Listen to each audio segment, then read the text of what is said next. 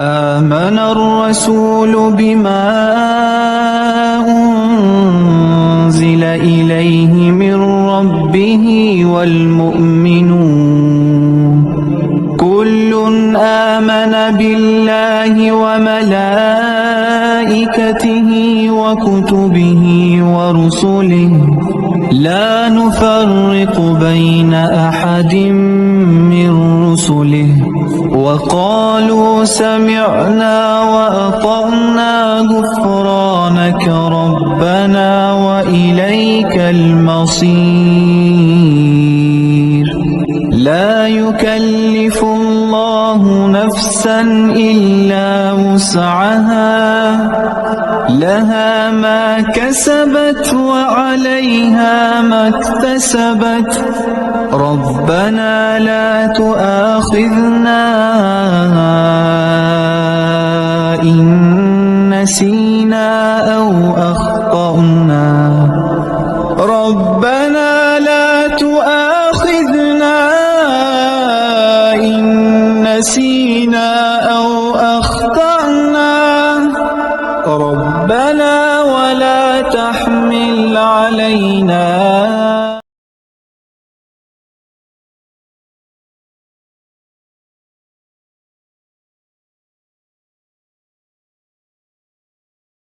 Tataqaddamu qalilan. Ibu-ibu. Dosa Pak. Dosa pakai Pak betul. Maju saya. Maju di. Maju saya, maju. Maju. Nah, naik ke atas. Bismillahirrahmanirrahim. Assalamualaikum warahmatullahi wabarakatuh.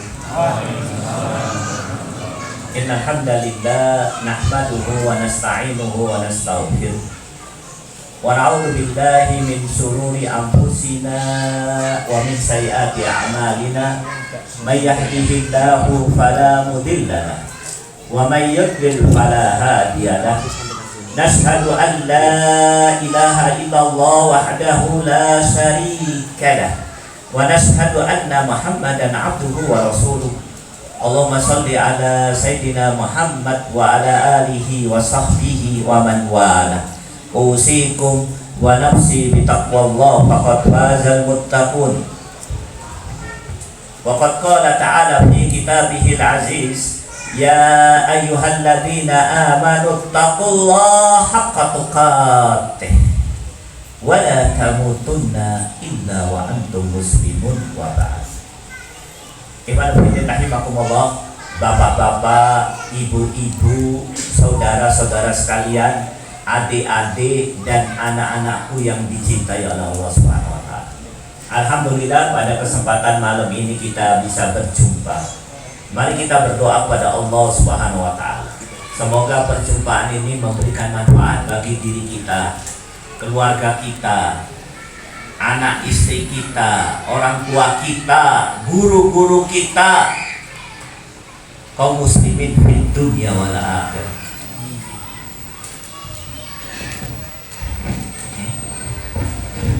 Juga memberikan manfaat bagi dua program penting yang sedang sama-sama kita lakukan, warisan para nabi dan rasul, yaitu program ad-da'wah wa tarbiyah, yaitu dakwah dan tarbiyah.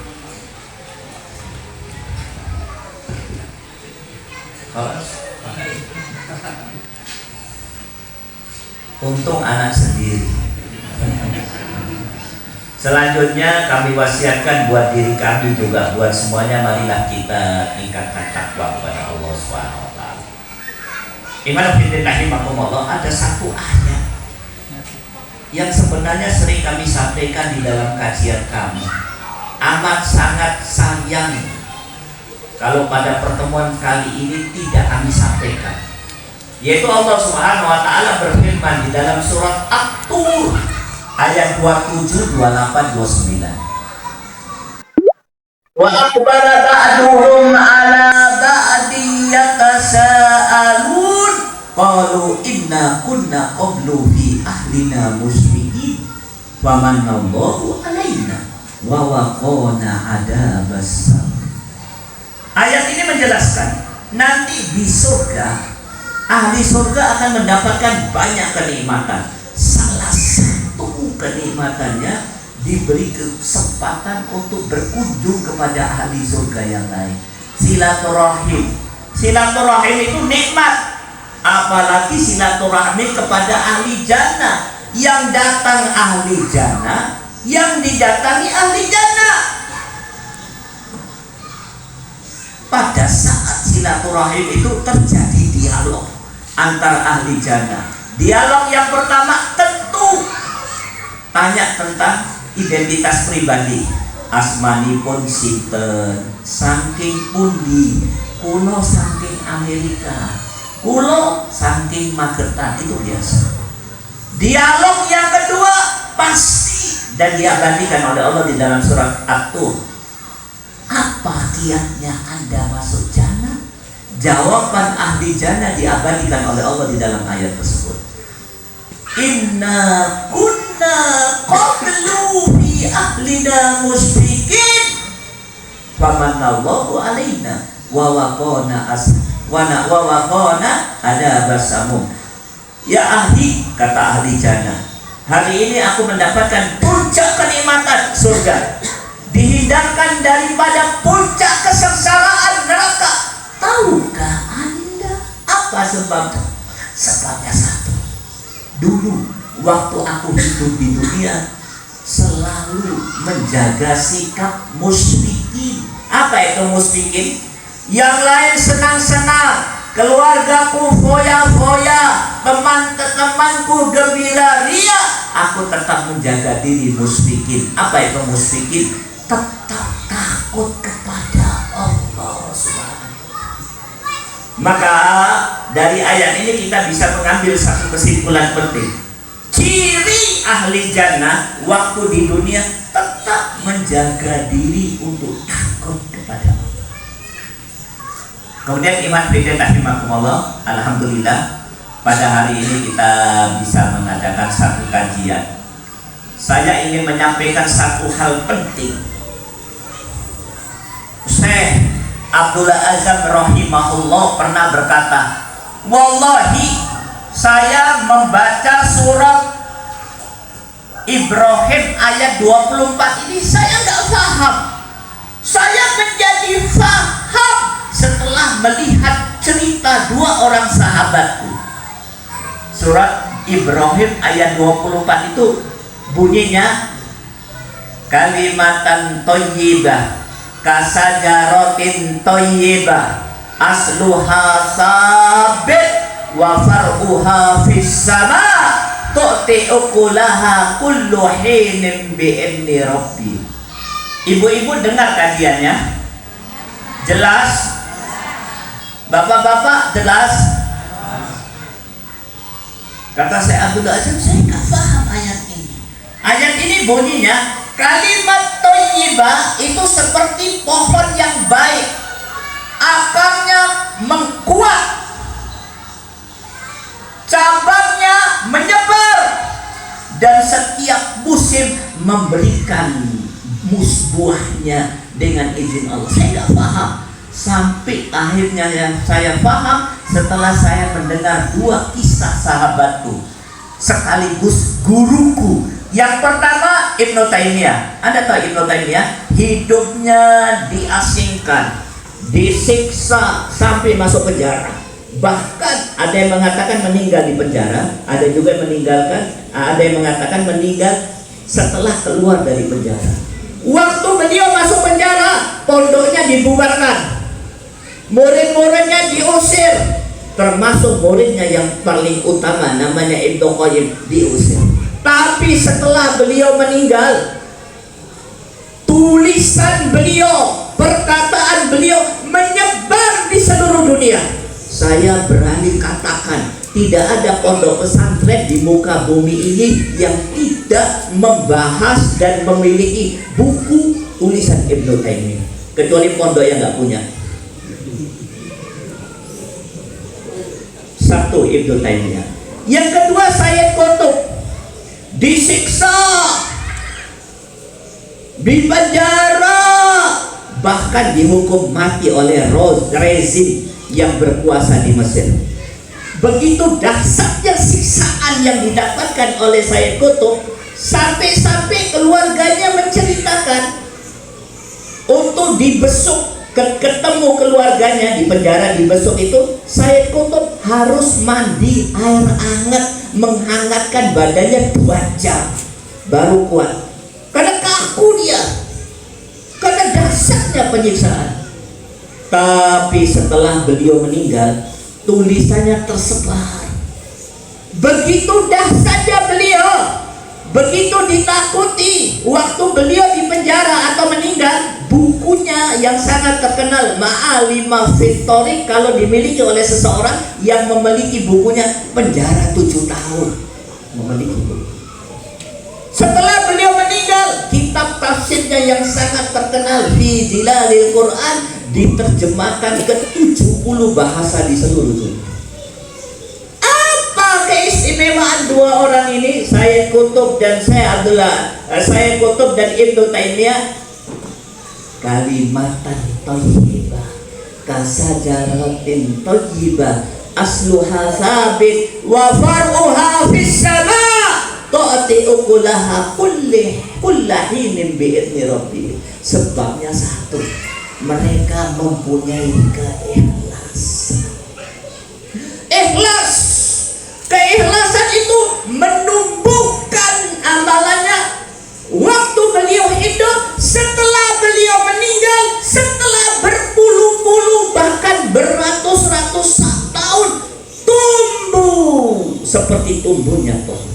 Saya berani mengatakan, walaupun tidak selevel Ibnu Taimiyah dan Sayyid Qutb, suami istri yang mengelola, membangun rumah ini, Bu Widi dan suaminya Pak Narto, orang yang ikhlas, terutama dalam hal membina hubungan yang baik dengan al-fuqara wal masakin, termasuk dengan para yatim piatu, masya Allah, juga untuk kepentingan dakwah. Saya yakin dari rumah ini akan lahir pemimpin-pemimpin umat yang diharapkan oleh umat untuk membawa umat ke jalan yang lurus. Amin. Itu sambutan pertama kali, karena ini saya ngisi pertama kali sejak meninggalkan kota Magetan. Saya ditanya oleh teman saya, Ustadz, Magetan itu di mana? Saya bilang termasuk Arabistan. Di sampingnya ada Pakistan dan Afghanistan, dekat dengan kota Pacitan. Tiap pagi orang-orangnya hobinya makan ketan. Kemudian iman fillah rahimakumullah, saya harapkan dengarkan pengajian ini, karena kita ini pertemuan jarang. Saya sudah sampaikan sama panitia, mungkin ini pertemuan terakhir kita. Loh, kenapa Ustaz? Kematian selalu datangnya mendadak. Berapa banyak teman-teman kita sudah meninggal duluan, lebih muda dari kita, lebih kuat daripada kita, lebih sehat daripada kita, sudah meninggal, dan datangnya selalu mendadak. Dalam bulan ini saya dapat informasi teman saya sekitar 10 orang meninggal, sebagiannya lebih muda dari saya. Mari kita betul-betul, saya menyampaikan dengan baik, Anda mendengarkan dengan baik. Apa kata Imam Syafi'i? Laisa ba'dal fara'id ahsanu min talabil ilm. Tidak main-main. Tidak ada aktivitas yang paling utama setelah fara'id, sholat, puasa, zakat, haji, kecuali menuntut ilmu. Nih, hari ini saya menyampaikan kepada Anda ayat Allah. Kalau saya ditanya oleh Allah nanti di akhirat, kau ke Magetan ngapain? Saya bilang, ya Allah, menyampaikan ayat Allah. Kalau tidak menyampaikan ayat Allah, jangan-jangan saya ke Magetan hanya untuk makan pecel Magetan, makan ketan di Magetan. Ini saya sampaikan ayat Allah. Mari perhatikan, dengarkan. Saya sampaikan kepada Anda, kaidah usul fiqh mengatakan, al-ilmu harisun. Ilmu itu akan menjaga kita. menjaga di dunia dan di akhirat supaya kita tetap berada di jalan yang lurus. Apa yang menjaga kita? Al-ilm. Hari ini kita bahas ini. Saya mulai dari satu materi dan saya mulai dari satu kisah. Kisah ini ditulis oleh Imam Suyuti di dalam kitab Lubabin Nukul fi Asbabin Nuzul. Datang seorang sahabat di hadapan Rasulullah. Sahabat ini berkata, "Ya Rasulullah, wallahi tidak ada orang yang paling aku cintai di muka bumi ini kecuali engkau. Engkau lebih aku cintai daripada istri. Bahkan engkau lebih aku cintai daripada diriku." Kata Rasulullah, bagus. Ya Rasulullah, kalau aku jumpa engkau, aku ingin perjumpaan ini tiada henti. Dan kalau aku sudah sampai di rumah, aku ingin jumpa engkau. Pokoknya dirimu ada di dalam dadaku. Kata Rasulullah, bagus. Ya Rasulullah, tapi setelah aku pikir-pikirkan tentang kematianmu dan kematianmu, aku sedih. Loh, kenapa kau sedih? Aku khawatir kematian menjadi sebab kita tidak bisa ketemu lagi. Loh, kenapa? Kau Nabi, Rasul, meninggalnya pasti di surga, masuk surga. Aku orang biasa, mungkin masuk neraka. Dijawab oleh Rasulullah, la anta fil jannah. Enggak, kau juga insya Allah masuk surga. Ya Rasulullah, setelah aku pikir-pikirkan, walaupun aku masuk jannah, kau masuk jannah, kita khawatir, saya khawatir kita tidak bisa jumpa lagi. Loh, kenapa? Ya Rasulullah, kau Nabi, Rasul, pasti masuk jannah, jannatul a'la, jannatul firdaus. Sementara aku orang biasa, pasti jannahnya jannah rendahan. Rasulullah nggak bisa jawab. Turunlah satu ayat yang menjawab itu semua. Tulis baik-baik. Allah berfirman di dalam surat An-Nisa ayat 69. Wa may yuti'illaha war rasul fa ulaika ma'al ladina an'ama Allahu alaihim minan nabiyyin was-siddiqin was-syuhada was-sholihin wa hasuna ulaika rafiqa. Apa kata Allah?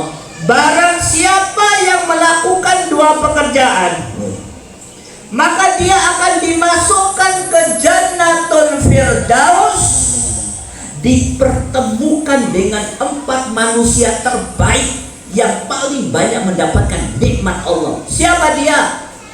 Nabi atau Rasul, siddiqin, syuhada, solihin, orang soleh, wahasuna ulaika rafiqa.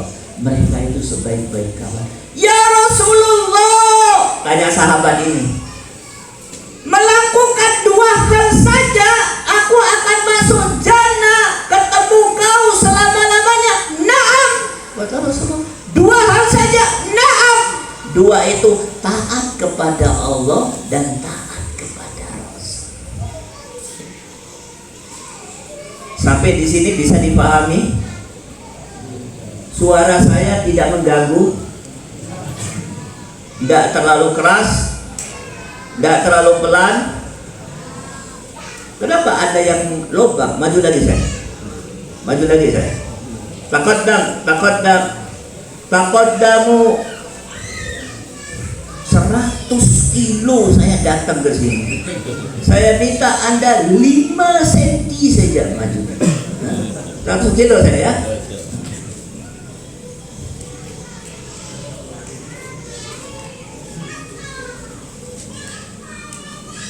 Akan dipertemukan dengan 4 manusia terbaik. Nabi atau Rasul, siddiqin, syuhada, solihin. Hanya melakukan 2 pekerjaan, taat kepada Allah dan taat kepada Rasul. Kita tidak perlu membahas Nabi dan Rasul terlalu jauh. Kita tidak perlu membahas Siddiqin. Kenapa? Siddiqin itu di zaman dulu jumlahnya sedikit. Di zaman sekarang goleannya angel. Ada tapi angel. Syuhada tidak perlu kita bahas syuhada. Karena kalau nggak ada jihad, nggak ada syuhada. Kalau nggak ada jihad, belum tentu dia syahid. Nih saya akan ceritakan satu kisah. Dengarkan. Teman saya pulang dari bumi jihad. Kemudian datang ke rumah saya, Ustadz, aku mau menceritakan satu peristiwa besar yang aku lihat di bumi jihad. Mudah-mudahan Ustadz bisa mendengar, kemudian menyampaikan kepada umat. Nah, ceritakan. Cerita yang pertama, kata dia, saya berangkat ke bumi jihad. Pada satu waktu saya melihat ada orang yang syahid. Wallahi Ustaz, kata dia, orang ini yang syahid istimewa. Saya tanya apa istimewanya? Satu, mukanya bercahaya, darahnya mengalir, bau badannya wangi. Orang ini syahid isman wa haqiqatan. Betul dia syahid, terkena peluru, hadir di medan perang, juga diterima syahidnya. Secara de facto de jure syahid. Pemandangan yang kedua, Ustaz, saya mau ceritakan kepada Ustaz. Beberapa hari kemudian saya melihat ada orang jihad. Saya lihat ada orang yang syahid. Saya lihat Ustaz, wallahi saya lihat badannya bau, di tubuhnya keluar set. Araf set? Belatung. Baunya bau sekali. Saya berani katakan orang ini syahid isman walaisa haqiqatan. Betul dia terbunuh, kena panah, kena peluru, tapi belum tentu syahidnya diterima oleh Allah Subhanahu wa taala. Di dalam kitab Ad-Da'wah Jawab, Syekh Ibnu Qayyim Al-Jauziyah mengatakan, pada satu waktu Rasulullah SAW menyambut kedatangan pasukan kaum muslimin. Rasulullah hadir di medan peperangan. Setelah perang, Rasulullah mengumpulkan para syuhada untuk dikuburkan bersama-sama di satu liang. Maka beberapa keluarga dari kota Madinah, ibu-ibu juga datang, termasuk ibu-ibu dan bapak-bapak yang anaknya syahid. Salah satu ibu menjerit, "Ya Rasulullah, anakku syahid, syahid, syahid." Apa kata Rasulullah? Bu, diam, jangan terlalu euforia. Kenapa ya Rasulullah? Saya khawatir 5 menit sebelum kena anak panah, anakmu melakukan satu maksiat yang bisa menjatuhkan dia dari surga ke neraka sejauh 100 tahun perjalanan. Kesalahannya apa ya Rasulullah? Kan mereka di atas kuda, tidak bisa ngapa-ngapain, tidak ada khobar. Jangan-jangan mulutnya mengeluarkan kalimat yang membawa dia kepada kekafiran. Saya ingin menyampaikan kepada Anda sekalian, belum tentu yang mati di medan perang itu diterima oleh Allah syahid. Walhasil syuhada sulit. Nomor 4, orang-orang soleh paling rendah. Yang pertama Nabi Rasul, Siddiqin, syuhada, solihin. Nomor 4. Nih saya akan cerita solihin itu seperti apa. Mudah-mudahan dari kisah ini kita bisa mendapatkan pelajaran. Kisah yang pertama, seorang soleh namanya Imam Abu Hanifah. Disebut Imam Abu Hanifah karena anaknya putri namanya Hanifah, anaknya soleha. Imam Abu Hanifah ini ulama sekaligus pengusaha sukses, bisnisnya konveksi. Pada satu waktu dia bekerja sama dengan temannya, "Kau pasarkan barangku ke luar negeri." "Aku tidak bisa ikut karena aku lagi berdakwah." "Berangkatlah kau dengan bismillah. Cuman sebelum berangkat saya ingatkan, Di antara barang yang kau bawa itu ada beberapa koli BS. BS itu afkir. Maka saya nasihatkan kau, kata dia, yang afkir kau jual, jangan ambil untung. Naam, berangkat dia. Sebulan kemudian temannya datang. Yang pertama kali ditanya oleh Abu Hanifah, bukan untungnya piro. Nah, yang afkir sudah laku, sudah. Kau jual berapa? Kau ambil untung, ambil untung. Loh, kan aku sudah katakan jangan ambil untung. Lali aku. Kata orang Magetan, lah, kata orang Surabaya, lali sak pelengan. Loh, saksikanlah seluruh keuntungan bisnis yang kau kerjakan bulan ini, saya tidak ambil, semuanya saya kasihkan kepada fuqara wal masakin. Itu orang soleh. Imam Abu Hanifah pernah sholat subuh menggunakan wudhu sholat isya. Saya ulangi lagi, Ustaz, sholat subuh menggunakan wudhu sholat isya. Loh, kok iso? Orang batal. Kenapa orang batal? Karena dia makmurkan malamnya li qiraatil Quran, li zikrillah, li sholawat ala nabi, li sholatun tahajud, li ta'allum, untuk belajar, untuk diri. Sholat subuhnya menggunakan wudhu sholat. Ditanya oleh muridnya, Ustaz, wallahi aku mau bertanya, dalam hidupmu kau lakukan ini berapa kali? Sholat subuh menggunakan wudhu sholat isya. Apa kata beliau? Saya akan sampaikan, tapi tolong jangan sampaikan kepada orang lain kecuali setelah aku meninggal. Kalau aku masih hidup jangan disampaikan oleh beliau setelah meninggal. Apa kata beliau? 40 tahun berturut-turut sholat subuhnya menggunakan wudhu sholat. 40 tahun berturut-turut. Bahasa Magetannya apa saya? Petang puluh dino, petang puluh tahun berturut-turut apa?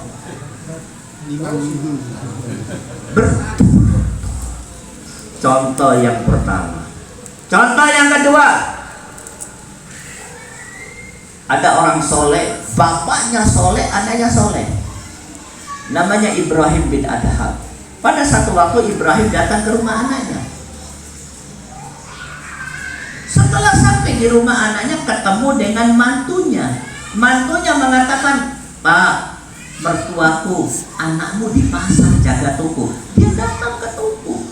Dari kejauhan dia melihat anaknya niup timbangan.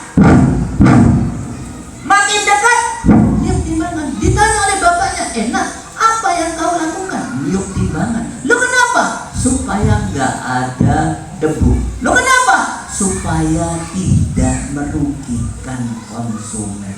Bapaknya takbir, Allahu Akbar, Allahu Akbar. Nah, yang kau lakukan ini lebih baik daripada umroh 1000 kali. Ada yang mengatakan 100 kali, beda versi. Yang kau lakukan ini lebih baik daripada umroh 10 kali atau 100 kali atau 1000 kali. Ini saya mau tanya kepada Anda, Ustaz, bisa gak ente sholat wudhu sholat subuh menggunakan wudhu sholat isya? Sulit.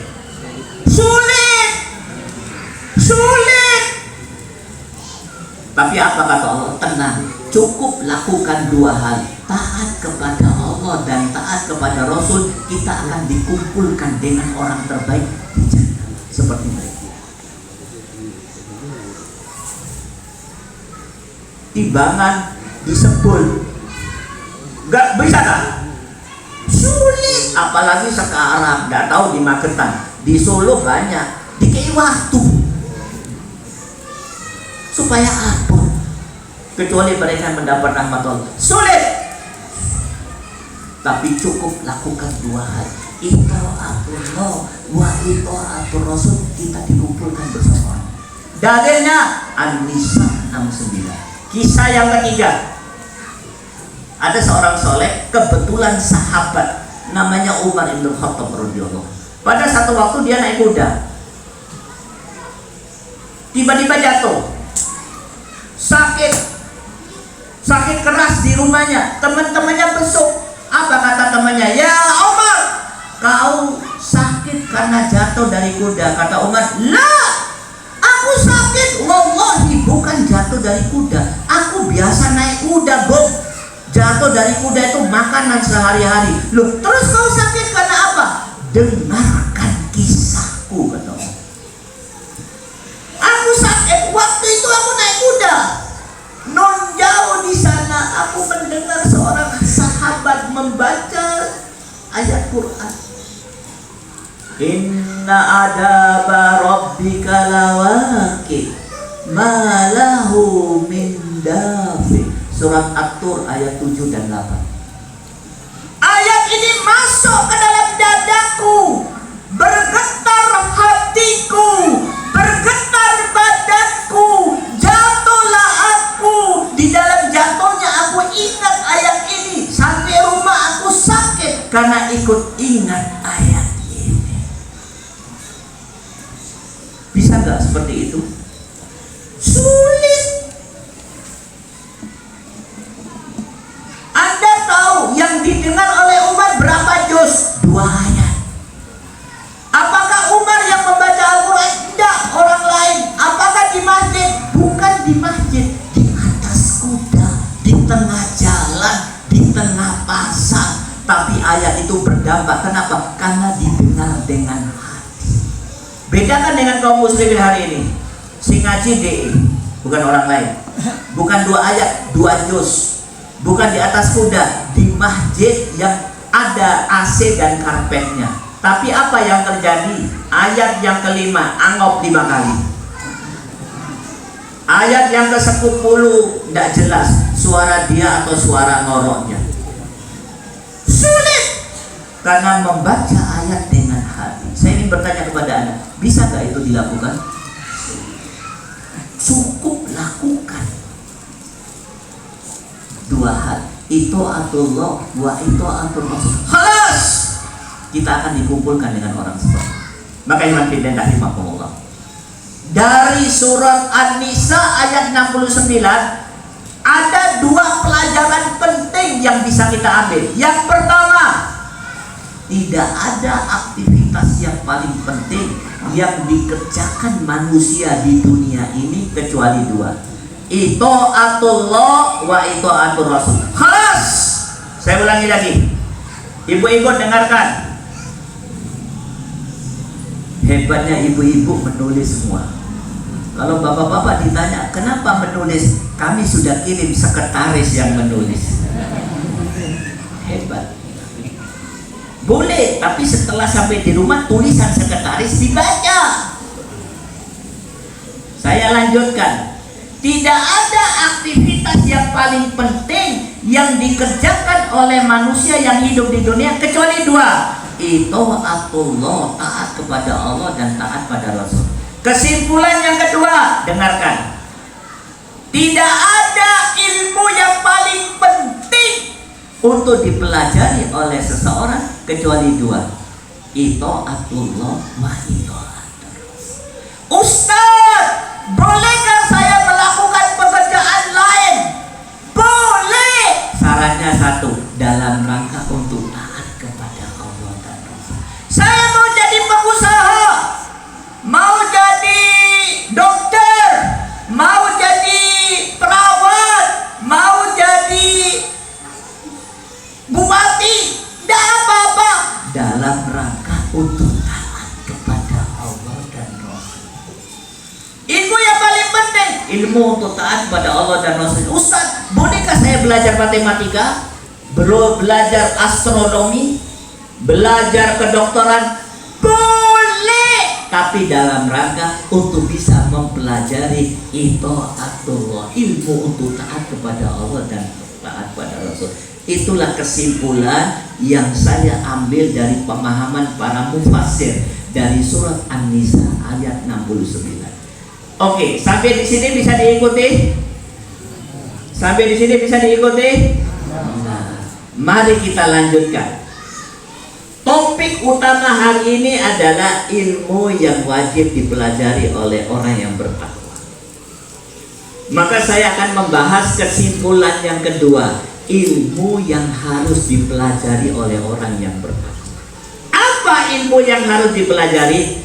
Saya akan ceritakan satu kisah, mohon didengarkan. Kalau tidak didengarkan dengan konsentrasi akan terlupakan. Supaya konsentrasi, takbir, konsentrasi. Jangan ada yang ngantuk.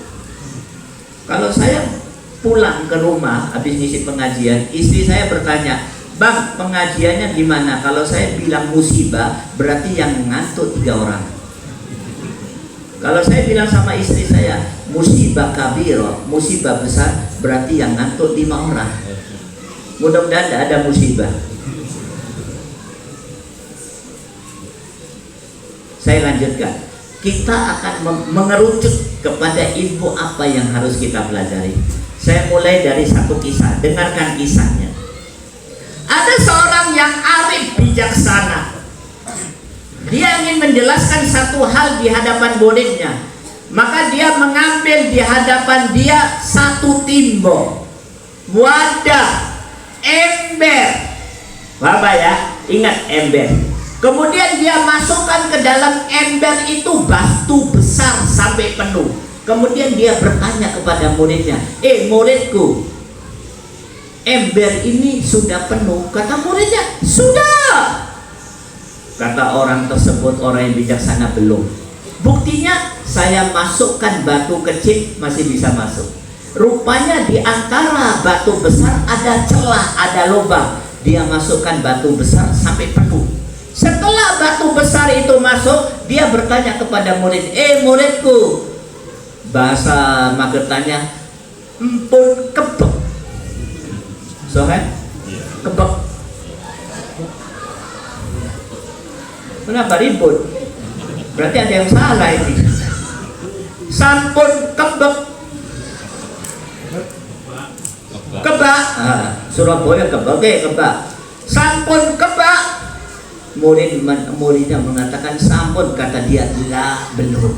Buktinya aku masukkan kerikil masih bisa masuk. Ternyata di antara 2 batu kecil ada lubang. Masukkan kerikil sampai penuh. Setelah penuh dia bertanya kepada muridnya, sudah penuh? Kata muridnya, sudah. Belum, kata dia. Buktinya saya masukkan pasir masih bisa masuk. Berarti di antara batu kecil ada lubang. Dia masukkan pasir sampai penuh. Kemudian dia bertanya kepada muridnya, sampun kebak? Kebak? Kata muridnya, sampun. Kata dia, lah belum. Buktinya saya masukkan air masih bisa masuk. Rupanya di antara pasir ada lubang, ada. Setelah air penuh dia bertanya kepada muridnya, sudah penuh? Sudah. Naam, sudah. Pak, ada 2 kesimpulan penting yang bisa kita ambil dari kisah ini. Perhatikan. Kesimpulan pertama, saya ngajak Anda untuk berpikir. Kesimpulan pertama, ember kalau pertama kali dimasukkan batu besar, semuanya masuk. Batu kecil masuk, kerikil masuk, pasir masuk, air masuk, semua masuk. Kesimpulan yang kedua, dengarkan. Ember kalau pertama kali dimasukkan pasir sampai penuh, batu besar nggak bisa masuk. Setuju Pak? Ini orang teknisi semua nih. Batu kecil nggak bisa masuk, pasir nggak bisa masuk, air nggak bisa masuk. Paham nggak? Paham? Setuju? Nah, saya ingin mengatakan kepada Anda sekalian, Mas, turunkan kameramen. Saya ingin menyampaikan kepada Anda, begitu juga wadah yang ada di pikiran kita dan di hati kita. Kalau yang pertama kali dimasukkan batu besar, semua masuk. Tapi kalau pertama kali dimasukkan pasir, batu besar tidak bisa masuk, batu kecil tidak bisa masuk, semua tidak bisa masuk.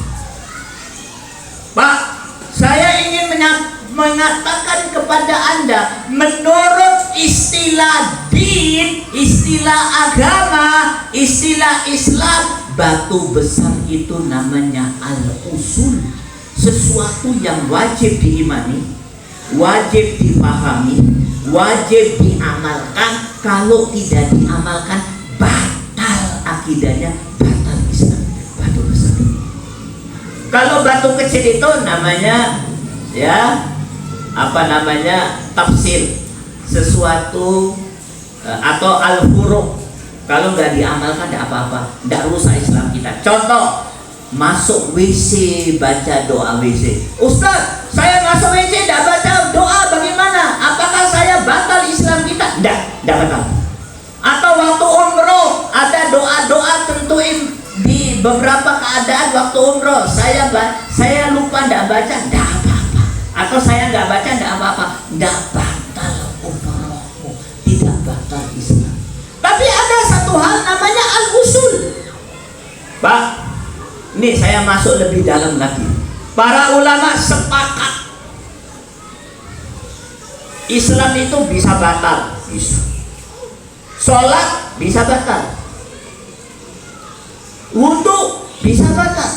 Orang kalau batal sholatnya, batal puasanya, batal sholatnya, batal puasanya, dianggap tidak melakukan puasa satu kali. Dosanya ada, tapi dosanya akan hilang kalau dia lakukan sholat. Tapi ada juga pembatal, banyak maaf. Para ulama sepakat Islam itu juga bisa batal, bisa. Cuma sayang kebanyakan kaum muslimin tidak tahu. Apa itu batal Islam?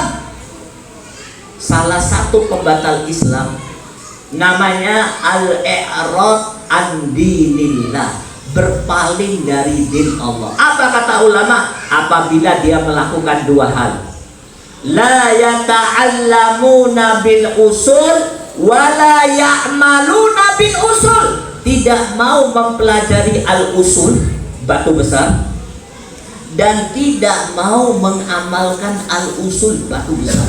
Batu besar.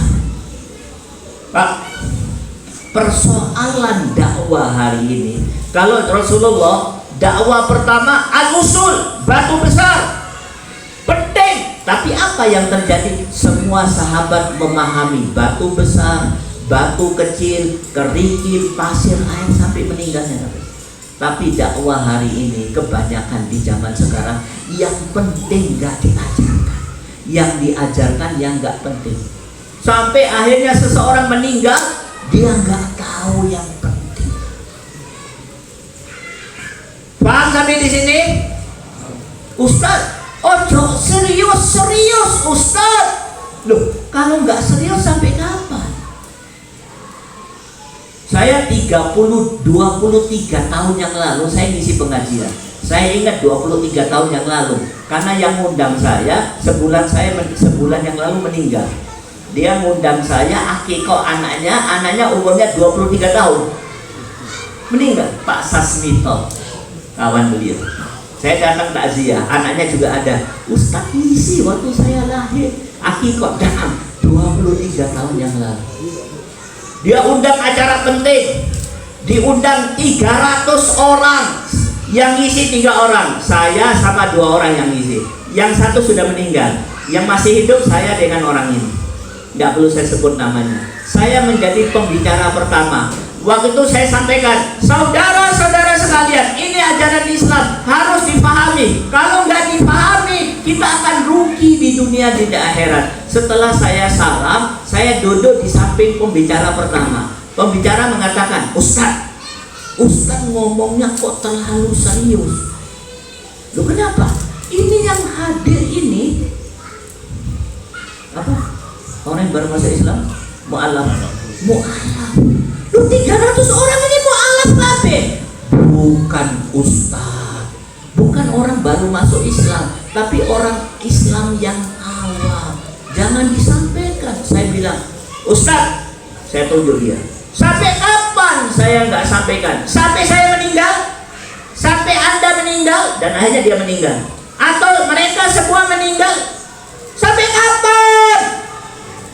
Nggak bisa jawab dia. Itulah persoalan dakwah hari ini. Yang penting nggak disampaikan. Alasannya mu'alaf. Padahal ya sudah masuk Islam toko cilik, belum siap. Al-usul. Paham sampai di sini? Takbir. Nah, pada kesempatan kali ini kami akan sampaikan al-usul. Ini untuk memudahkan pemahaman Anda. Al-usul ini menurut ulama juga diistilahkan dengan tauqifi. Apa itu tauqifi? Dengarkan. Ada seorang ulama besar namanya Tawus. Dia tinggal di Yaman. Dia hakim. Datang seorang Yahudi ke Tawus. Yahudi mengatakan, "Ya Tawus, aku mau masuk Islam. Apa yang harus aku lakukan?" Syahadat toh. Syahadat. Dia syahadat. Ashhadu an la ilaha illallah wa ashhadu anna Muhammadar Rasulullah. Syahadat. Ini Yahudi ini jago minum khamar. Sekali minum sakrat. Mandinya pun mandi khamar. Saking hebatnya minum khamar. Setelah syahadat, sa'jam, rong jam, telung jam, petang jam, 5 jam, badannya gatel. Kenapa? 5 jam tidak minum khamar. Maka dia datang kepada Imam Tawus. "Imam, izinkan aku minum khamar." Loh, kau kan sudah syahadat. "Iya, tapi aku tidak kuat. Sekali minum aku sakrat." "Tidak boleh minum khamar." "Loh, kalau aku memaksa diri, menurut hukum Islam dicambuk kau." "Loh, berarti Allah itu nggak adil. Kau katakan Allah nggak adil, dipotong lehermu." "Loh, minum khamar tidak boleh. Mau minum khamar dicambuk. Kalau mengatakan Allah nggak adil, potong lehermu." Iya, itu namanya tauhid. Sekali dipahami, sekali diamalkan, sekali diyakini, harus dipegang, tidak boleh diperdebatkan sampai kematian datang. Ini namanya al-usul. Cuman sayang, hal yang sepenting ini tidak dijelaskan oleh banyak ulama kepada kaum muslimin kecuali sedikit. Pada kesempatan kali ini saya akan menyampaikan 1 atau 2 al-usul. "Ustaz, cuma 2 saja al-usul." "Akejan," kata orang Magetan.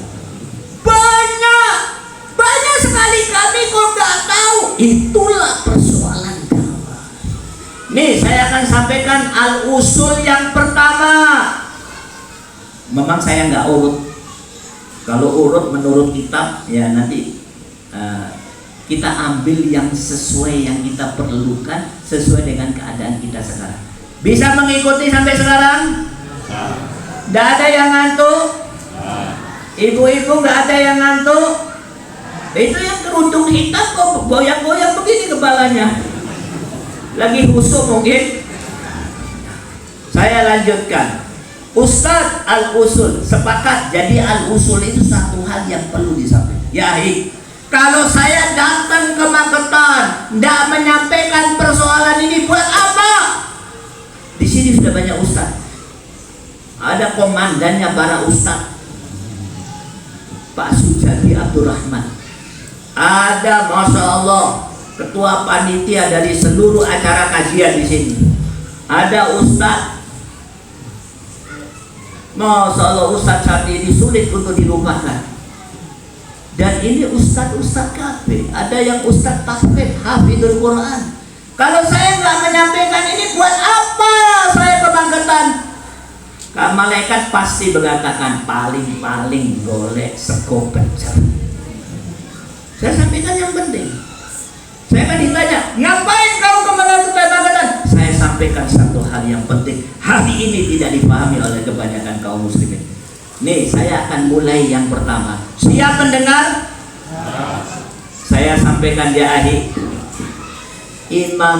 Ada seorang ulama namanya Ibnu Sirin, ulama tabi'in. Apa kata Ibnu Sirin? Fa innal ilma dinun fanjuru amman ta'khuduna dinakum. Dengarkan. Ilmu itu adalah agama. Ilmu tambah ilmu tambah ilmu tambah ilmu tambah ilmu sama dengan wawasan keagamaan. Keagamaan adalah gabungan daripada ilmu-ilmu. Ilmu itu kita dapatkan pada kajian. Kalau kita tidak mendapatkan ilmu, maka wawasan keagamaan kita berkurang. Ini begitu kata Ibnu Sirin. Ini kami sampaikan. Yang pertama, al-usul yang pertama, saya sampaikan yang paling penting untuk kita pahami.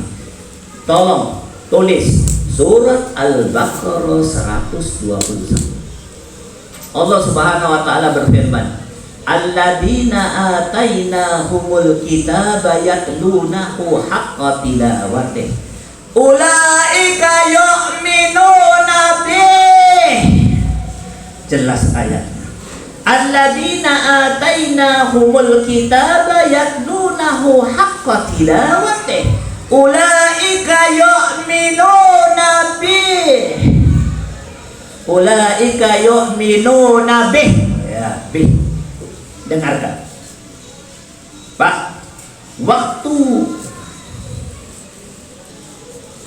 kelas SD kelas 1 di MI atau di Kutab atau di homeschooling, kita mempelajari pelajaran yang pertama namanya akidah. Pelajaran akidah yang pertama yaitu rukun iman. Rukun iman diajarkan kepada kita. Iman kepada Allah, iman kepada Rasul, iman kepada malaikat, iman kepada kitab, iman kepada hari kiamat, iman kepada takdir Allah. Rukun iman harus diterima semuanya. Pak, ada orang iman kepada Allah, iman kepada Rasul, iman kepada hari kiamat, tapi tidak beriman kepada Al-Quran. Kafir. Contohnya Abu Lahab, Abu Jahal. Abu Lahab itu yakin Muhammad ini adalah sebenarnya pesuruh Allah, sembunyi-sembunyi, tapi dia tidak mau beriman terhadap Al-Quran. Kafir. Ada orang yang beriman kepada Allah, beriman kepada hari kiamat, tidak beriman kepada Al-Quran. Kafir. Contohnya Yahudi dan Nasrani. Anda nih, Pak, kirim satu orang komandan ini ke gereja yang terbesar di Magetan. Tanya, sampean iman kepada Allah? Semua akan mengatakan iman kepada Allah. Iman kepada hari kiamat, iman. Iman kepada Al-Quran, enggak. Berarti iman kepada Al-Quran itu wajib. Nah, ayat ini mengatakan ciri orang yang beriman kepada Al-Quran, cirinya dua.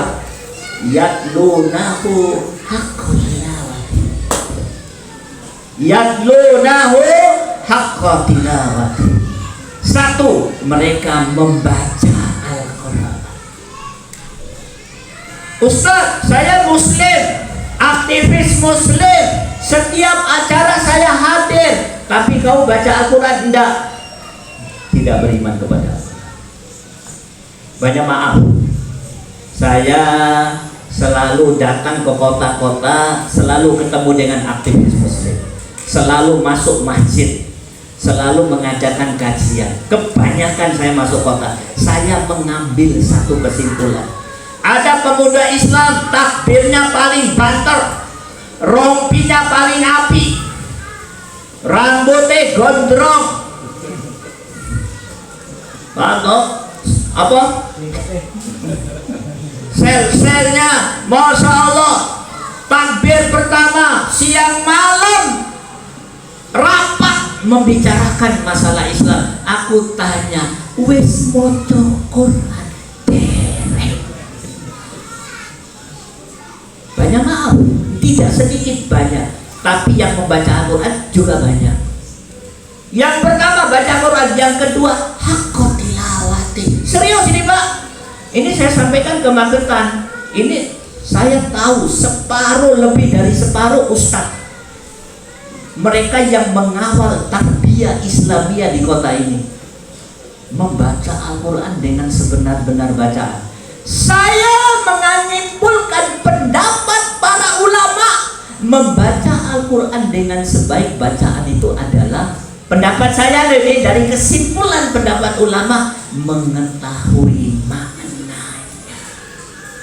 Berarti Ustaz, membaca Al-Quran harus mengetahui maknanya. Nah, kalau tidak, sayang 1000 sayang.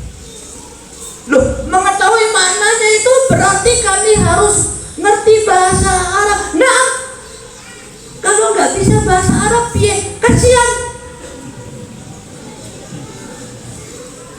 Dia koordinator pengajian sama Magetan, pengurus pondok pesantren si paling gede sama Magetan, ketua takmir masjid Magetan, anak hafid yang istrinya pakai cadar. Di rumahnya, di ruangan tamu ada tulisan La ilaha illallah. Senin Kemis puasa, setiap hari makan kurma, tapi tidak ngerti bahasa Arab. Kasihan, kasihan. Loh Ustaz, jangan keras-keras, saya tersinggung. Tersinggung lebih baik daripada ketendang.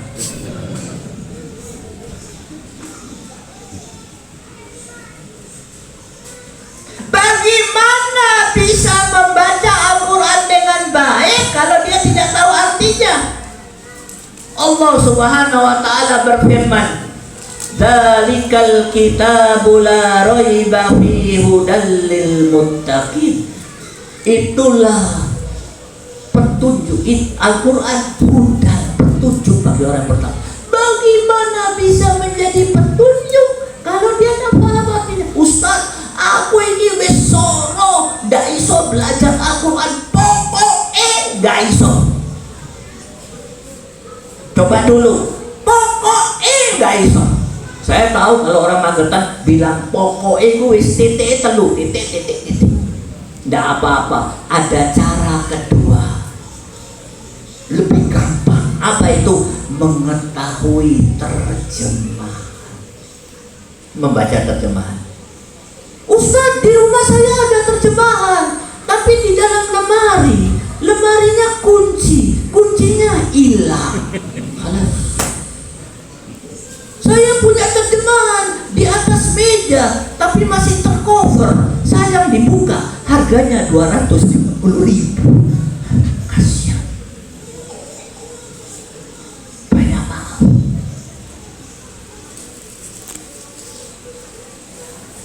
Khalas. Ini saya sampaikan satu ayat. Ayat ini serius. Saking seriusnya, sayang kalau saya nggak sampaikan pada hari ini. Saya minta anak saya tolong bacakan Az-Zukhruf 3637. Bisa nggak? Bisa pakai ini? Tafadhol.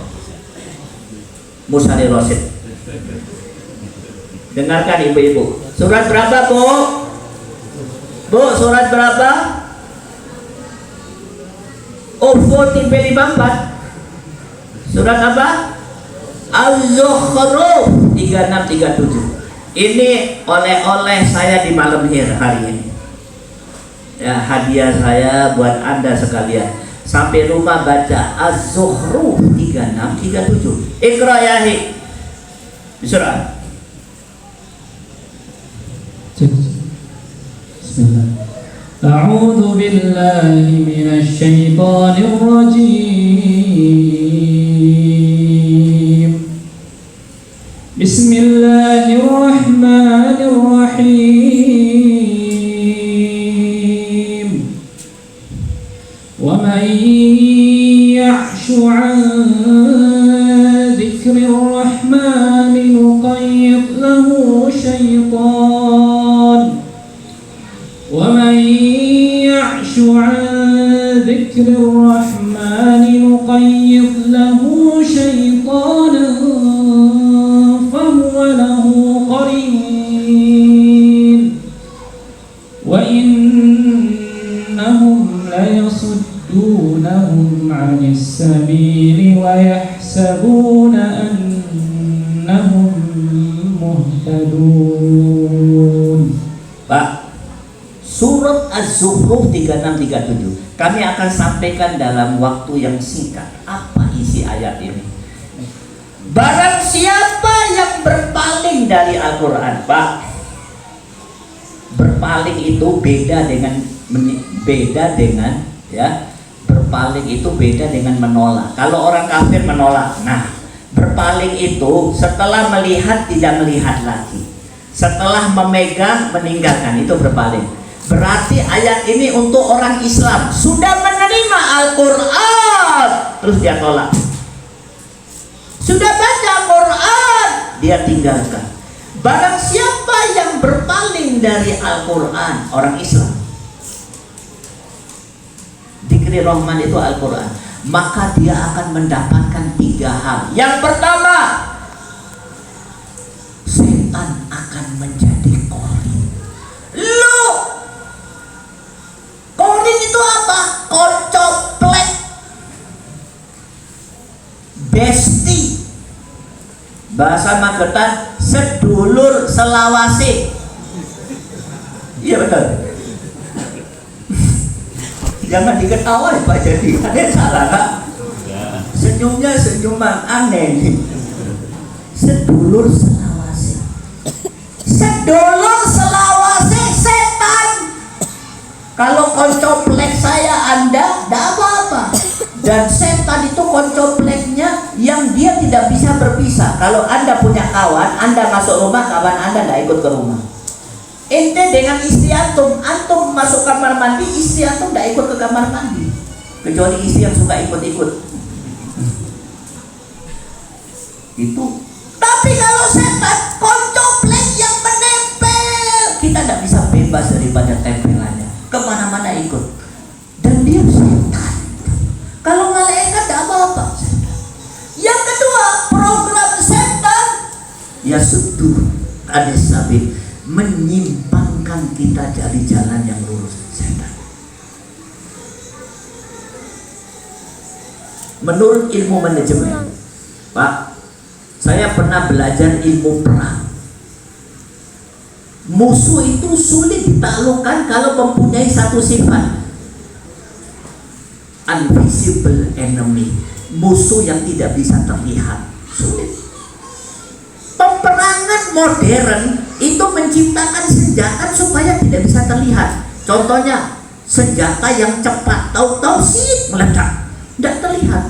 Atau drone, senjata yang kecil tidak bisa dicium oleh radar, tahu-tahu meledak. Setan itu kata ulama invisible enemy, tidak terlihat. Paling berat menghadapi musuh yang tidak terlihat.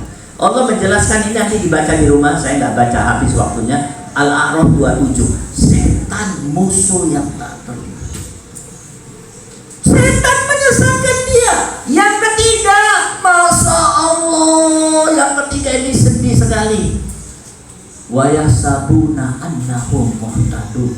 Begitu hebatnya setan menyerang kita, menyesatkan kita dengan strategi yang hebat. Apa? Kita tidak merasa disesatkan oleh setan.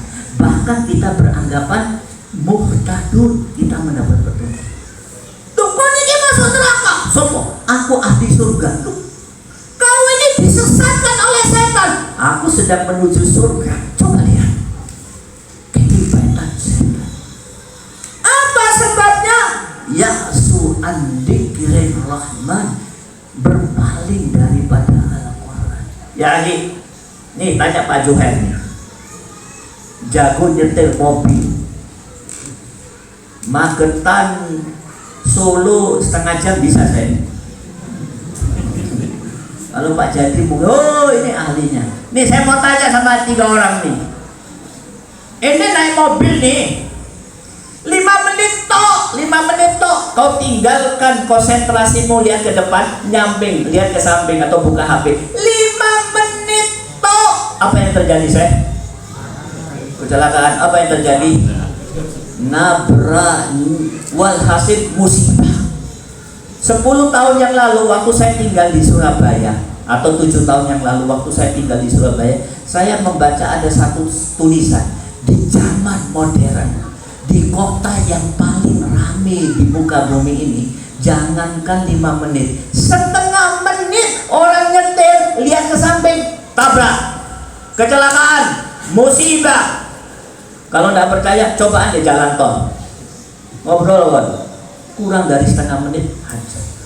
Wa may ya'su an dzikrir rahman, meninggalkan Al-Quran sebentar saja dia akan mendapatkan 3 musibah. Loh Ustaz, serius. Setan akan menjadi korin, setan akan menyimpangkan dia, dan dia beranggapan dirinya berada di jalan yang lurus. Saya ingin mengatakan kepada Anda, ini ilmu al-usul. Ini nomor piro? Baru nomor setunggal.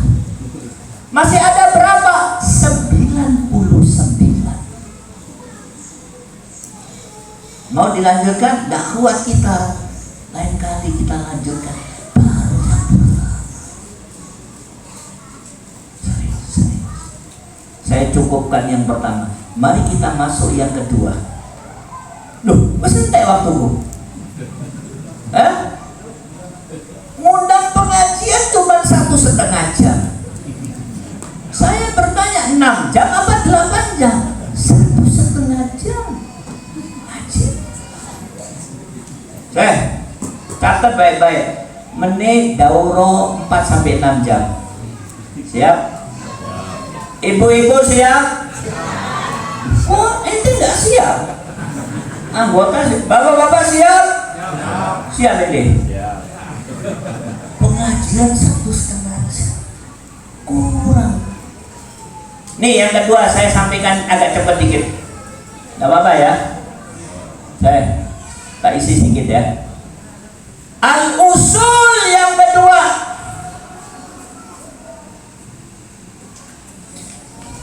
Buka surat Al-Baqarah 208.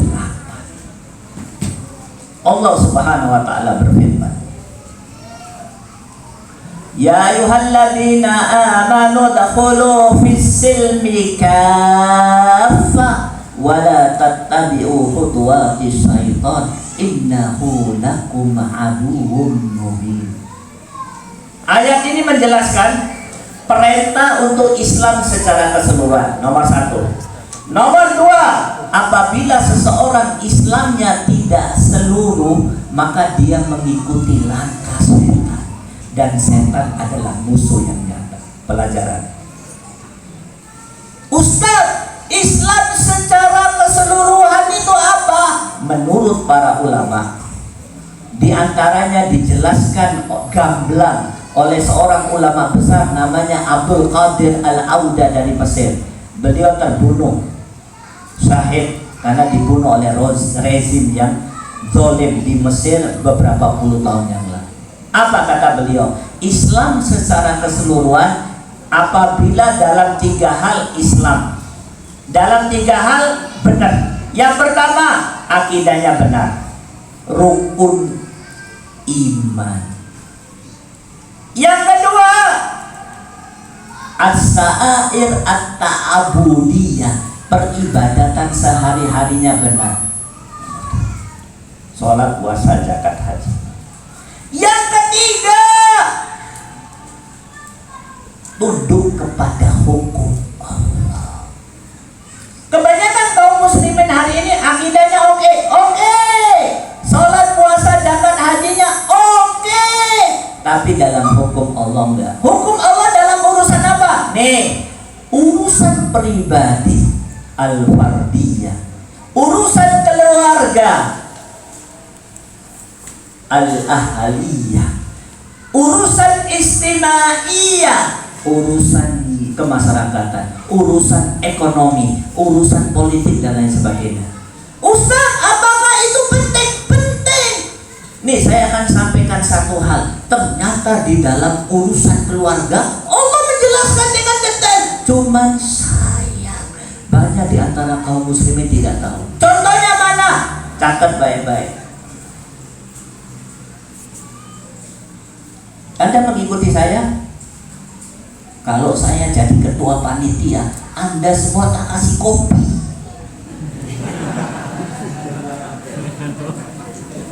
Kalau saya jadi ketua panitia ya, Anda mengikuti? Nih, saya akan lanjutkan. Ternyata Islam itu akidahnya harus benar, ibadahnya, sholat, puasa, zakatnya harus benar. Yang ketiga ini mengetahui hukum Allah. Dalam urusan pribadi ada hukum Allah masalah pribadi, wakejan. Urusan keluarga, wakejan. Nih yang urusan keluarga, saya ambil satu ayat. Catat baik-baik. Surat An-Nisa ayat 34. Ar-rijalu qawwamuna 'alan nisa bima faddalallahu ba'dahum 'ala ba'd wa bima anfaqu min amwalihim fas-solihat qanitat hafidhat lil ghaibi bima hafidallah. Al-ayat. Khalas. Saya sampaikan secara cepat. Perhatikan bapak-bapak sekalian.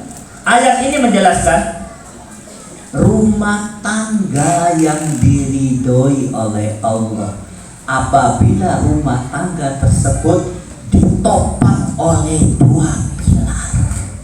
Pilar yang pertama, suami yang qawwam, nomor 1. Yang kedua, istri yang sholihah. Kalau tidak ditopang oleh dua ini, rumah tangganya tidak diridhoi oleh Allah. Saya pernah ngisi pengajian di satu tempat, kalau nggak salah di Surabaya. Saya yang ngisi, di samping saya KUA yang bagian nikahkan. KUA-nya iseng-iseng ngomong sama saya, Ustaz, musibah Ustaz. Musibah apa KUA? Hari ini saya menikahkan orang, besok saya ke kantor mengurus perceraian. Loh, yang cerai banyak, lebih banyak dari yang nikah. KUA ini di kota Surabaya, Magetan, Surabaya. Musibah. Yang pun saya tanya, loh, yang cerai wis tua-tua. Ora, baru nikah saulan, 2 bulan. Kenapa? Tidak qawwam suaminya, tidak soleha istrinya. Menurut ulama, saya percepat, qawwam itu paling tidak mempunyai 4 makna, 4 kriteria. Yang pertama, suaminya bertakwa kepada Allah, takut kepada Allah Subhanahu. Kalau suami tidak takut kepada Allah, khalas, Pajero tidak bisa membuat rumah tangganya bahagia. Sawah dan ladang makin membuat susah. Kenapa? Suami yang nggak takut pada Allah. Sebenarnya banyak cerita tentang takut pada Allah, tapi tak ada waktu. Yang kedua, suaminya harus menjadi pemimpin. Loh, Ustaz, bolehkah istri jadi pemimpin di rumah tangga? Tidak boleh. Titik. Loh, yang jadi pemimpin suami. Loh, istri jadi apa? Wakil, konsultan, anak buah, partner. Tidak boleh jadi ketua. Apa kata Imam Al-Ghazali di dalam kitab Ihya Ulumuddin? Ada 4 kelebihan istri. Kalau dimiliki oleh istri yang tidak bertakwa kepada Allah, dia bisa mengkudeta kepemimpinan suami di dalam rumah tangga. Ada 4 kelebihan. Kelebihan yang pertama, istri lebih pandai dari suami, atau pendidikan istri lebih tinggi dari suami. Bahaya. Istri S3, suami SD kelas 3. Tapi di hadapan wanita soleha tidak apa-apa, tidak pengaruh, tetap dia meletakkan dirinya sebagai wakil. Yang kedua, penghasilan istri lebih besar dari suami. Istrinya ratusan juta, suaminya puluhan juta. Yang ketiga, ini remeh-temeh, tapi Imam Al-Ghazali beberapa ratus tahun yang lalu sudah menulis. Apa kata beliau? Istri lebih tinggi dari suami badannya. Istri tinggi semampai, suami pendekar. Cenderung tidak ada kecuali wanita yang soleh. Yang keempat, bukan kata saya, Imam Al-Ghazali. Istri berdarah biru, suami berdarah merah. Nomor 3, tadi pemimpin bertakwa. Ketiga, ini saya kumpulkan pendapat ulama. Yang ketiga, suami qawwam harus menjadi decision maker, pengambil keputusan. Istri boleh usul, boleh menyampaikan argumen, boleh bermusyawarah, tapi yang megang palu, ketok palu adalah suami. Tok, tok, tok. Contoh, mau tinggal di mana? Di Jakarta atau di Magetan? Mau tinggal di Afghanistan, di Pakistan, di Magetan atau di Pacitan? Yang menentukan suami. Mau kerja apa? Suami yang menentukan. Anak mau dimasukkan di pondok mana? Suami yang mengambil keputusan. Halas, saya percepat. Nomor 4, ini yang penting, nomor 4. Suami yang qawwam adalah sebagaimana yang dijelaskan oleh Rasulullah. Khairukum khairun li nisa wa ana khairun li ahli, atau kama qala, sebaik-baik kalian yang paling baik kepada istrinya. Aku ini, kata Rasulullah, kekasih Allah, sangat cinta sama istriku. Kecintaan suami kepada istri standar untuk Allah menjatuhkan dia orang baik atau tidak, memvonis dia orang baik atau tidak. Serius ini, ada penjelasan yang detail. Tapi aku sudah dilirik oleh ketua panitia. Waktu Anda 35 menit. Kalau panitia lain saya nggak takut, tapi yang satu ini menakutkan saya. Badannya lebih gede dari saya. Pilar yang kedua, suami yang soleh, istri yang soleh. Istri yang soleha 4 cirinya. Catat baik-baik ibu-ibu. Yang pertama, yang takut kepada Allah. Nih saya akan cerita ini hadiah buat ibu-ibu. Ustaz, para suami boleh dengar? Sebenarnya nggak boleh. Tutup telinga. Tapi tak apalah, kasihan juga mereka menutup telinga. Boleh kau dengar. Tapi kalau istrimu tidak datang, nanti sampai rumah sampaikan kepada istri. Nih, ada suami istri menikah. Dengarkan ibu-ibu, suami istri menikah. Bulan madu 5 bulan. 5 bulan saya. Ini berapa hari? 30 tahun. 5 bulan bulan madu. Pada bulan kelima, suaminya mengatakan kepada istrinya, istriku, sudah tiba saatnya buat aku meninggalkan kau. Mau kemana? Aku mau maisha, mau keluar kota, mau berjihad, mau berdakwah. Boleh nggak? Silakan. Dan berangkat suami. Apa kata suaminya? Ojo khawatir, tak tinggal kau ndak lama, cuman 10 hari. Monggo. Setelah 8 hari, suaminya kembali. Dia sampai di rumah malam hari. Diketok, pagernya nggak dibuka. Akhirnya dia naik pagar. Dia buka pintunya, ternyata terbuka. Dia buka pintunya, dia melihat pemandangan yang istimewa. Apa yang dia lihat? Suami istrinya sujud menangis sholat malam. Setelah selesai assalamualaikum, suaminya mengatakan assalamualaikum. Setelah itu suaminya mengatakan dalam bahasa Jawa, Nggak tahu. Orang sini tahu apa enggak? Apa kata suaminya? Kok dengaren? Kok dengaren? Tahu semua ya? Istrinya tanya, Mas, suamiku, kenapa kau bilang kok dengaren? Loh, kau itu loh. Sejak aku nikah sama kau 5 bulan serumah dengan kau, tidak pernah aku lihat kau tahajud.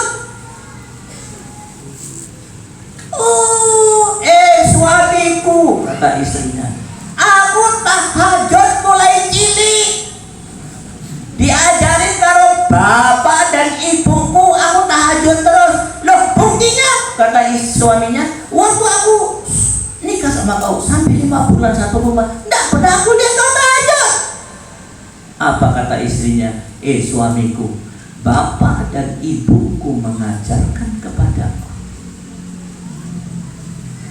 bahwa melayani suami, berhias untuk suami, berada di samping suami lebih wajib daripada sholat sunat tahajud. Kalau tidak sempat, aku layani suami. Kalau sempat, aku sholat tahajud. 5 bulan itu aku nggak sempat terus karena kau mintanya macam-macam. Pak Jadi ketawa. Minta dipinjam, minta ini. Akhirnya aku tidak bisa sholat. Tapi aku tahu melayani kau, mijeti kau lebih utama daripada sholat. Suamiku, waktu kau pamit keluar kota, aku kembali kepada karakter utamaku, sholat tahajud sebagaimana yang diajarkan oleh bapak dan ibu. Nah, ini contoh wanita yang untuk wali. Suami di oma, ngaji, Allahu Akbar. Suami keluar kota 24 jam. Yang jawab ibu-ibu, apa bu 24 jam? Bila HP. Nanti kapan-kapan kalau ada daurah, kita melihat bagaimana timbangan syariat tentang HP. Nomor 1. Nomor 2, istri yang solehan. Nomor 2, yang pertama takut pada Allah, yang kedua banyak maaf, jangan tersinggung. Qanitat itu apa? Taat kepada Allah dan taat kepada suami. Ustaz, ibu-ibu bertanya, saya pernah ngisi pengajian di Jakarta. Ibu-ibu perlente, S3, mewah, mobilnya mewah. Dia bilang, Ustaz, apakah kami para istri harus taat kepada suami? Saya katakan harus, mutlak, tidak boleh ditawar. Langsung cute mereka. Saya bilang, masjid apa namanya itu Pak? Ya, Tembono-bono. Masjid Agung itu masjid apa? Baitur Robi. Kalau tidak ditaati takmirnya, berantakan masjid. Nih pengajian ini, kalau beliau nggak ditaati, berantakan. RT, kalau nggak ditaati, rumah kampung itu berantakan. Begitu juga rumah tangga. Kalau pimpinannya suami nggak taat, tapi ingat, ketaatan kepada suami ada syaratnya yang mensyaratkan manusia terbaik Rasulullah. Apa kata Rasulullah? La ta'ata li makhluqin fi maksiatil khaliq. Tidak ada ketaatan kepada makhluk dalam rangka untuk tidak taat kepada Allah. Tidak ada. Nih contoh, suami buka puasa Senin Kemis. Pada waktu mau buka puasa, sang istri bikin kolak rasa stroberi. Tiba-tiba suami mengatakan, istriku yang tercinta, untuk kolak buka puasa hari ini aku minta tambahan 1 apa? 1 sendok bir bintang. Atau kalau di Solo, ciu. Boleh nggak? Nggak boleh ditaati. Haram. Kalau perlu apa tadi? Kolaknya dibuang. Tiba-tiba istri suami mengatakan, wahai istriku, aku ingin jalan-jalan di alun-alun kota Magetan. khusus malam ini aku minta satu permintaan. Aku ingin kau jalan-jalan di sampingmu, rambutmu terurai terkena angin malam. Boleh gak ditaati? La ta'ata li makhluqin fi ma'siyatillah. Ini contoh sederhana, ada contoh yang serius nanti lain kali, yang banyak tidak ditaati oleh suami. Yang ketiga, istri yang soleha, dia menjaga harga dirinya dan harga diri suaminya. Akidahnya dijaga, takwanya dijaga. Makin tidak ada suaminya, makin dia jaga akidahnya. Bagaimana cara menjaga akidah istri pada saat suami nggak ada? Allah yang menjelaskan. Ya Muhammad, Iqra, catat baik-baik. Surat Al-Ahzab ayat 34. Ini tip dari Allah dan Rasulnya supaya istri tetap bertakwa kepada Allah. Ayat terakhir, jangan khawatir, sebentar lagi selesai. Surat berapa? Surat berapa, Bu? Ayat piro? Telung dosa papat. Tigang dosa papat. Tigang dosa sekawan. Dapat baca Muhammad surah. Bismillahirrahmanirrahim. Wadhkurna ma yutla fi buyutikunna min ayatillahi wal hikmah. Inna Allaha kana latifan khabira.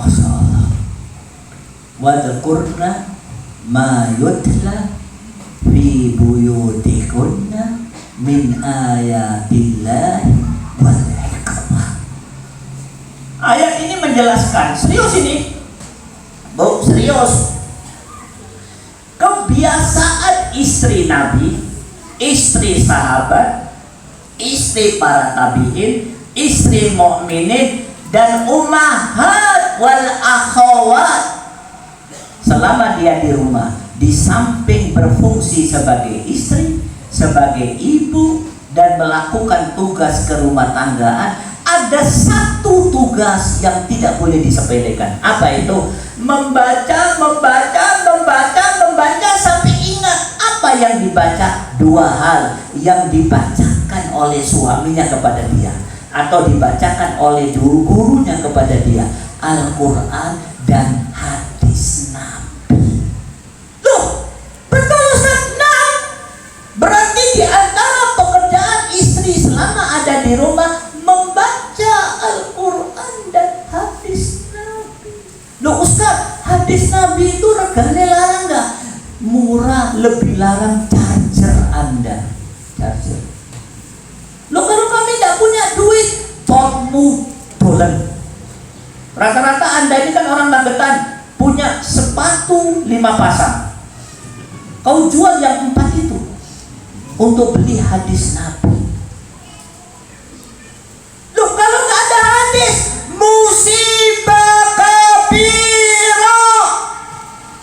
Saya mengatakan ini berdasarkan kesimpulan banyak ayat, tapi saya tidak akan bacakan karena tidak ada waktu. Saya berani katakan musibah kabira. Di rumah sudah tidak baca Al-Quran, tidak pernah baca hadis Nabi. Yang selanjutnya, apa tugas wanita yang soleha? Menjaga harga diri suami. Banyak maaf. Ini saya bukan cerita ibu-ibu di Magetan. Ibu-ibu non jauh di sana. Kalau sudah ketemu, sebagian mereka yang tidak takut kepada Allah pasti menceritakan kejelekan suami. Suamiku jago mangan, sekali makan 4 piring. Tidak boleh. Suamiku punya panu seawak. Tidak boleh. Suamiku korupsi. Jaga. Dan yang terakhir, ini yang paling penting, menjaga harta suami dan menjaga anak. Bagaimana menjaga anak? Bitarbiyatul aulad. Insya Allah kita bahas selama 3 jam. bagaimana tarbiyatul aulad. Alhamdulillah kemarin sudah saya sampaikan di bapak-bapak dan ibu-ibu Tawamangu 2,5 jam tarbiyatul aulad. Mungkin itu saja yang bisa kami sampaikan. Itu tauhid yang kedua. Tauhid kiri yang lain kita akan bahas di waktu yang lain. Selanjutnya kami serahkan kepada Roisul Jalasa.